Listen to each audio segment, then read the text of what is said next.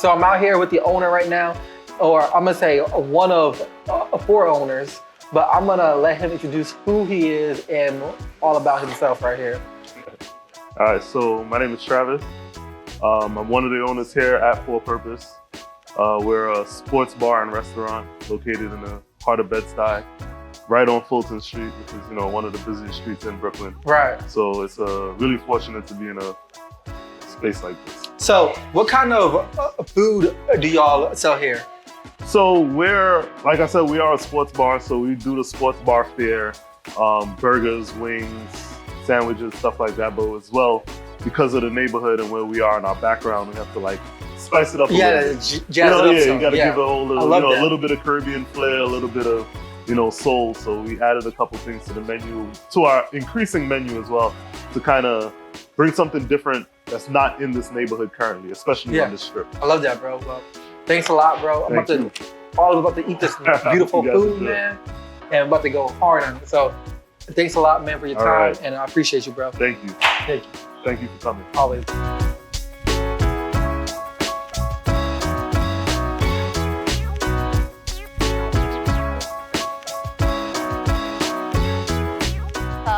My name is Jamila McGill, and I co-own Brooklyn Tea with my partner, fiance, Alfonso Wright. Although no one calls him Alfonso, he goes by Ali. Ali. Alfonso is like, if the government is calling. I like that. So talking about COVID, and we're here in NYC, which at the main peak of COVID was the main epicenter of the whole country.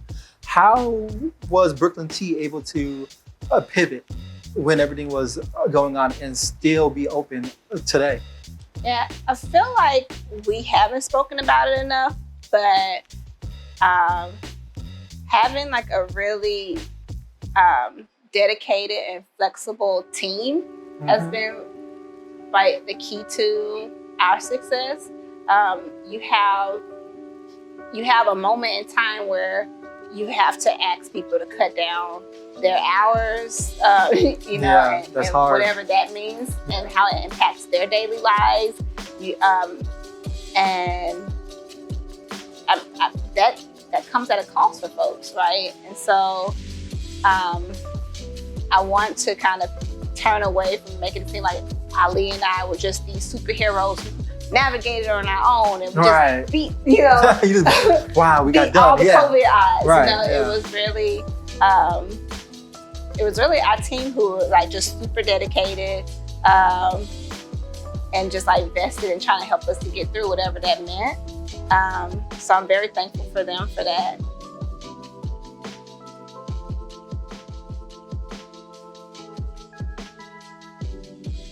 So Jeff, man, thanks a lot for being on the show. Thank you for having me, man. So, a gentleman's factory. Yeah.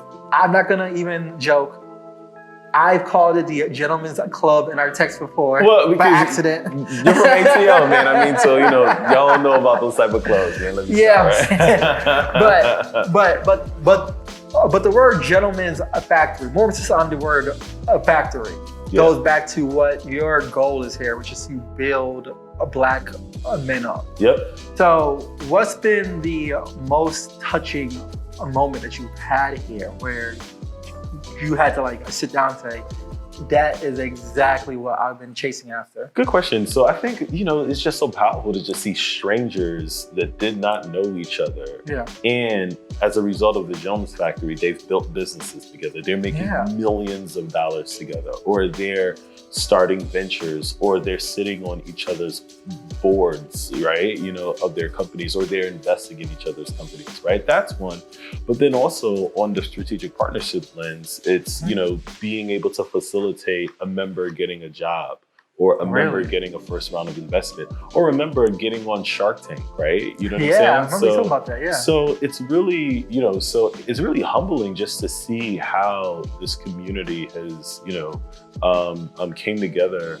Because one of our main, lines is that we don't grow in isolation, right? Yeah, we grow in community. So it's being able to facilitate a community that you have gentlemen from all age groups, Our youngest member is 22, and our oldest is 76. Wow, right? that's a huge So gap. yeah, so it's an intergenerational community Mhm. where you have your super, successful gentlemen, went to the top schools, worked at the top firms, raised around millions in investment for their businesses, etc. And then you also have a gentleman who is just starting out. They're all in the same space. Hello, how are you? So let's go to the cooler. These are the Scabiosa I was speaking of. A really nice dark purple. And I think the Celosia would be nice with that too. Oh, wow. I like the nice, counter of the purple, bring out that fuchsia. Uh-huh. And then also the purpley tulips up there would be nice too.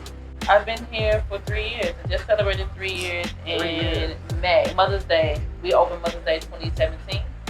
So every Mother's Day, I know that's my anniversary. A lot of my customers, a lot of Black women, just people, period, actually. They say, oh, this looks like it was made by a Black person. I don't know. I guess I put an extra little sauce to it, a little flavor to I it. love it. And I also have a fashion background, too. Really? So I put so I like to mix colors. I like to mix colors and textures that aren't normally mixed together.